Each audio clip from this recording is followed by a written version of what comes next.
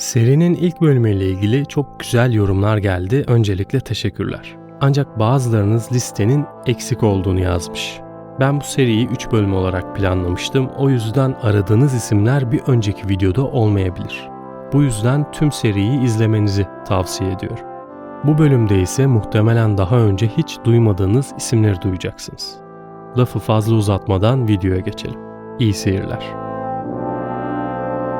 James Brooke, Britanyalı, varlıklı bir yargıcın çocuğu olarak dünyaya geldi. Ve bundan dolayı bütün hayatını rahat bir şekilde yaşaması beklenirdi. Ancak James, asla 19. yüzyıl Britanya toplumunun bir parçası olamadı. Babası öldüğünde tüm mirasını zırhlı bir yelkenli gemi almak için kullandı ve macera tutkusuyla doğuya doğru yelken açtı. Singapur'da Brunei Sultanı'nın kontrolü sağlamakta zorlandığını öğrendi. James, kendisine adanın sahil kesiminin valisi yapılması koşuluyla yardım eli uzatmayı teklif etti. Ancak sultan ilk başta bu teklife sıcak bakmadı. Ama James'e de ihtiyacı vardı ve meydan okumak da istemiyordu. Ayrıca James bu dönemde yalan söyleyerek Britanya hükümeti için çalıştığını iddia ediyordu. Sultan teklifi kabul ettikten kısa bir süre sonra James, elindeki fırsatı kullanarak bağımsızlığını ilan etti. Adanın iç kesiminde yaşayan kabileleri hizadan çıktıklarında onları katleden, dayaklarla müttefik kurarak yeni krallığını ince ince işledi. James, ülkenin hazinesini Britanya aracılığıyla doldurdu. Korsanlıkla mücadele kapsamında Britanya, açıklarda öldürülen her korsan için 20 pound ödül veriyordu. Bu sayede James sefer başına 30.000 pound elde etti. Ancak kimileri ölü korsanların James'in yerli muhalifleri olduğunu iddia ettiler.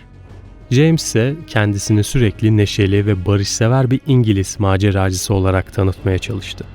Ama hükümdarlığı kan üzerine kurulmuştu.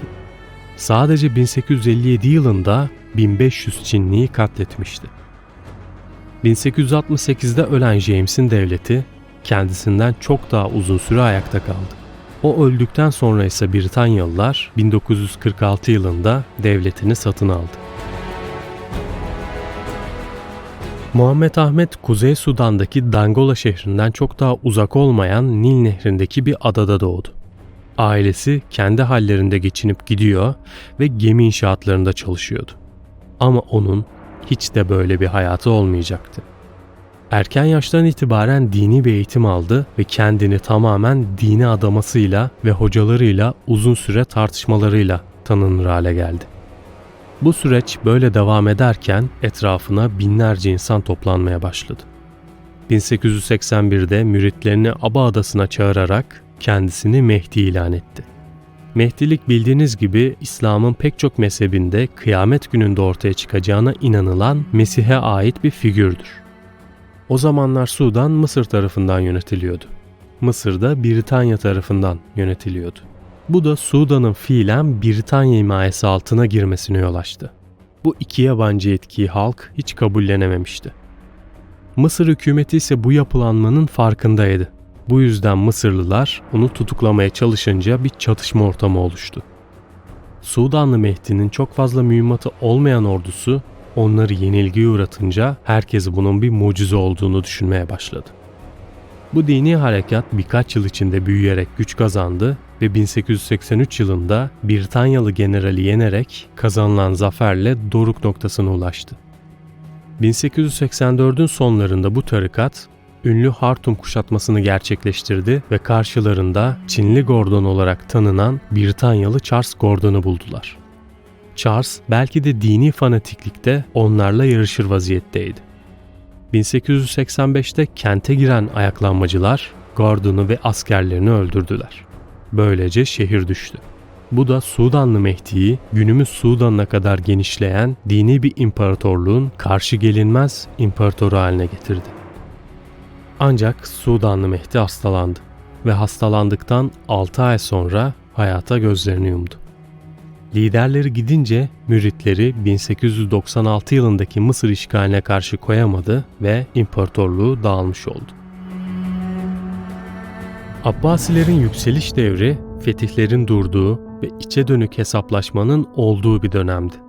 Ülkenin sınırları genişledikçe yerel halkın inanç ve gelenekleriyle İslam'ın inanç sistemi arasında zaman zaman çatışmalar söz konusu olmuştu. Pek çok İranlı Zerdüştlük dinine inanmaya devam etti. Arap dilinin ve kültürünün etkisini kabullenmediler. Filizlenen bu devrimin liderliğine Zerdüştlüğün peygamberi olan Mazdek'in azimli bir takipçisi olan Babek getirildi. Babek'in başa geçmesiyle Hürremiler harekatı hızla büyümeye başlamış ve topluluk içindeki ayrılıklar ortadan kalkmıştı. Herkes tek bir noktada toplanmıştı.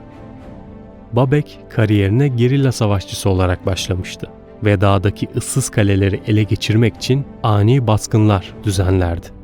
Bu kalelerden bir tanesi de imparatorluğun merkezi ve girilmesi imkansız olarak görünen ünlü Bez Kalesi'ydi. Babek'in ismi duyulmaya başladıkça İranlılar onun yanında yaşayabilmek, onunla savaşabilmek için akın ettiler. 819 yılına gelindiğinde birlikleri halifenin ordusuna karşı savaşlarda mücadele edebilecek bir hale gelmişti. 16 yıl içinde 4 Arap ordusunu yenilgiye uğrattı ve fakirlerin koruyucusu unvanını aldı.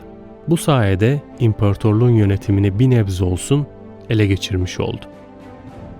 Ancak Abbas halifesinin gücü daha fazlaydı. Yönetimi geri almak için önce Bez Kalesi'ni düşüren Abbasiler ardından Babek'i ele geçirdi. Babek, bugünkü Azerbaycan'a geçerek yeniden güç toplamayı düşünse de başaramadı.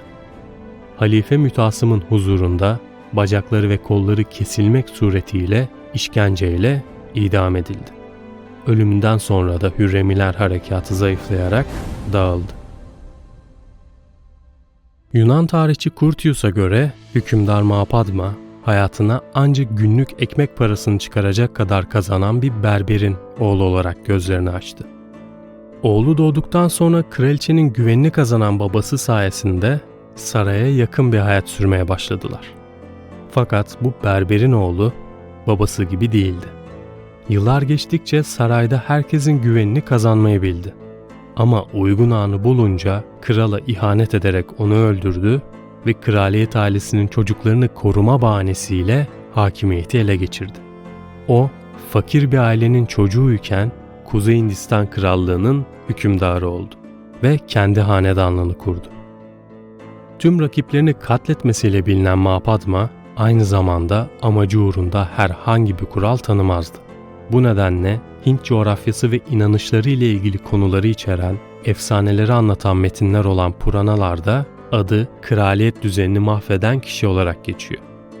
Ancak Mapadma'nın bu acımasız taktikleri oldukça işe yaramıştı ve M.Ö. 329 yılında ölene kadar hakimiyetini genişleterek Hindistan'ın gördüğü en güçlü imparatorluğu kurdu. Türk kökenli Aybek 13. yüzyılda Kuzey Hindistan'ı yöneten köle hanedanlığını kurmuştu. İsminden de anlayacağınız üzere hayatına Nishapur'da köle olarak başladı ve cüzi bir miktara Gurlu Sultanı Muhammed'e satıldı. Yetişkinliğinde ise kraliyet ailesinin ahırlarının sorumlusu olarak çalıştı ve ailenin güvenini kazandıktan sonra onlarla savaşlarda yer aldı. Daha sonra savaşlardaki başarılarından dolayı kumandanlığa getirildi. Bu görevinde de Delhi ve Kuzey Hindistan'ın büyük çoğunluğunu fethederek gerçek yeteneğini gösterdi. Sultan bilinmeyen kişiler tarafından suikaste uğrayınca Aybek için gücü ele geçirmenin tam zamanıydı. 1206 yılında efendisinin ölümüyle tüm Afganistan, Pakistan ve Kuzey Hindistan topraklarına egemen oldu. 1210 yılında ise polo oynarken attan düşerek vefat etti. 1526 yılına gelindiğinde Delhi Sultanlığı yeni ortaya çıkan Babür İmparatorluğu tarafından fethedildi ve imparatorluk böylece dağılmış oldu. Umarım video hoşunuza gitmiştir. Bir sonraki videoda görüşünceye dek kendinize iyi bakın, hoşça kalın.